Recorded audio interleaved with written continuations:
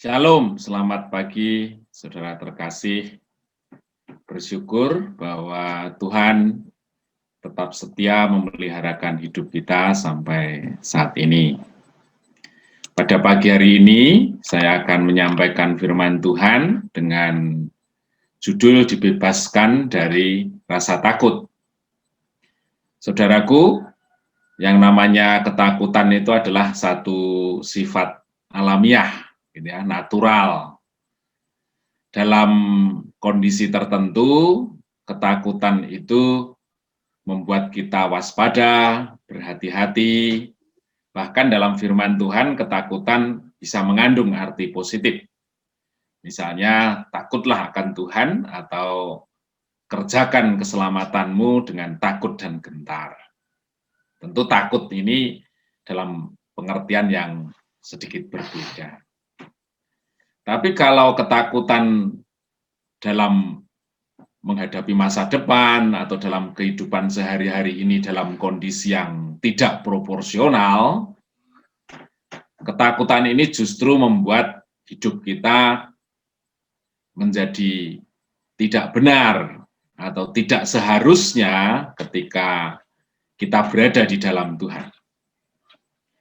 Justru sesungguhnya kehadiran Tuhan di dalam hidup kita itu membuat kita bebas dari rasa takut dalam menghadapi masa depan kita maupun menjalani hidup kita sehari-hari. Nah, dari mana datangnya rasa takut?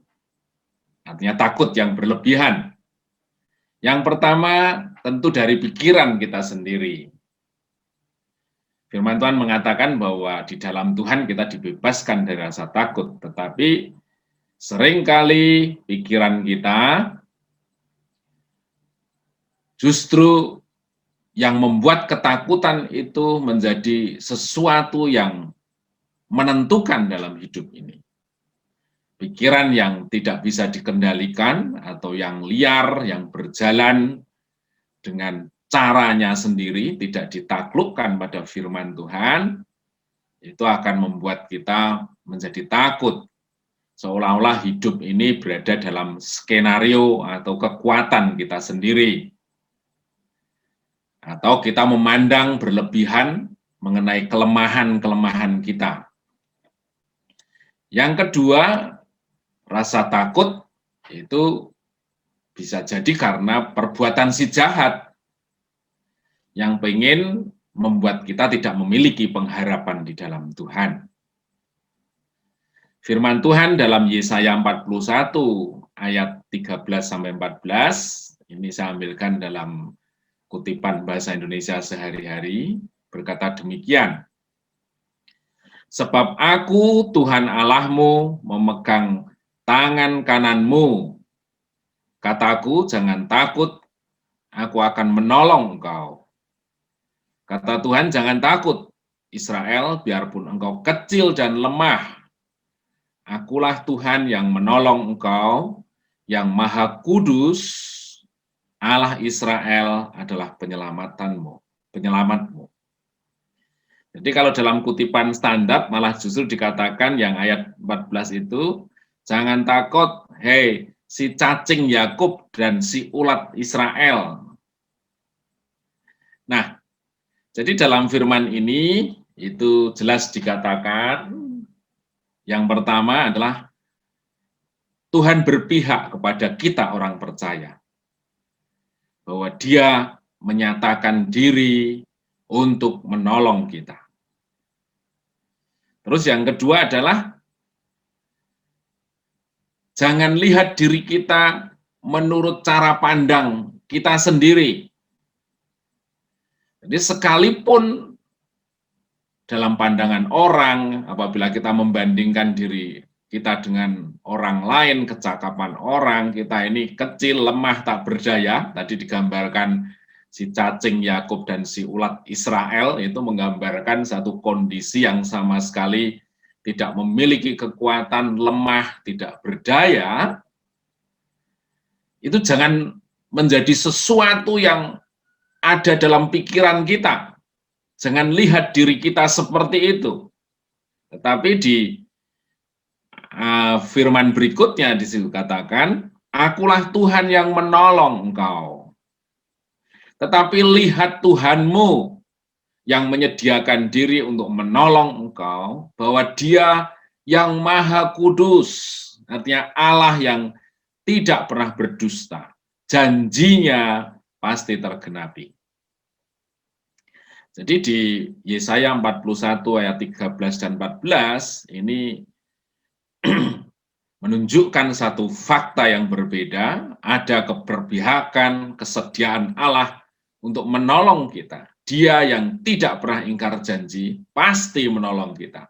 Terus yang kedua, jadi itu bisa menghancurkan satu taburan ketakutan dari si jahat, bahwa faktanya demikian, Allah berpihak kepada kita. Dan yang kedua, kuasai dirimu, kuasai pikiranmu, jangan lihat dirimu, sekalipun kamu lemah menurut ukuran manusia, tetapi lihatlah Tuhanmu. Terus di 2 Timotius 1 ayat 7, di sini dikatakan, sebab roh yang Allah berikan kepada kita, bukan roh yang membuat kita menjadi takut, menjadi penakut. Sebaliknya roh Allah itu membuat kita menjadi kuat, penuh dengan kasih, dan dapat menahan diri. Di ayat ini, Tuhan telah memeteraikan janjinya itu melalui roh kudus yang diberikan di dalam hidup kita. Jadi artinya satu fakta mengatakan bahwa apa yang diomongkan si jahat tentang bagaimana kesendirian kita menjalani kehidupan kita sehingga kita layak untuk takut, itu jelas salah. Dia sudah menyediakan diri untuk menolong kita. Buktinya apa? Roh Kudusnya diberikan di dalam hidup kita. Dan di sini ditekankan bahwa roh itu, apabila roh Allah hadir dalam diri kita, kita pasti menjadi kuat. Jadi artinya kekuatan yang ada di dalam kita itu sama sekali bukan berdasarkan kekuatan diri kita sendiri, tetapi Dia yang bekerja di dalam hidup kita. Kemudian penuh dengan kasih, hidup kita terimpartasikan pribadi Allah sepenuhnya. Kasih itu tidak takut terhadap segala sesuatu, katanya. Kita bekerja dengan satu keyakinan yang penuh bahwa Allah lah yang mengerjakan segala sesuatu di dalam hidup kita. Terus yang berikutnya, roh itu memberi kita atau memampukan kita untuk menahan diri. Memberikan kita satu roh yang taat, yang terus terkuasai oleh karakternya Tuhan. Yang membuat kita hidup tertib, yang membuat kita hidup taat dan setia. Nah, jadi saudara-saudaraku, di sini firman Tuhan ingatkan kembali kepada kita bahwa sekalipun kita menghadapi satu masa di mana orang mengatakan sesuatu yang sulit dan banyak orang menjadi takut, tetapi di pagi hari ini firman Tuhan mengingatkan kita, menyegarkan kita. Ketakutan itu sesungguhnya tidak beralasan. Kenapa? Karena kita hidup, bukan kita sendiri yang hidup, melainkan Allah yang sudah menyediakan diri menjadi penolong kita. Dan Dia katakan bahwa Dia tidak pernah berdusta. Apa yang dijanjikan itu pasti ditepati. Roh Kudusnya itu yang membuat kita kuat, kita berada dalam kasih, dan kita terus berada di dalam ketaatan di dalam Tuhan.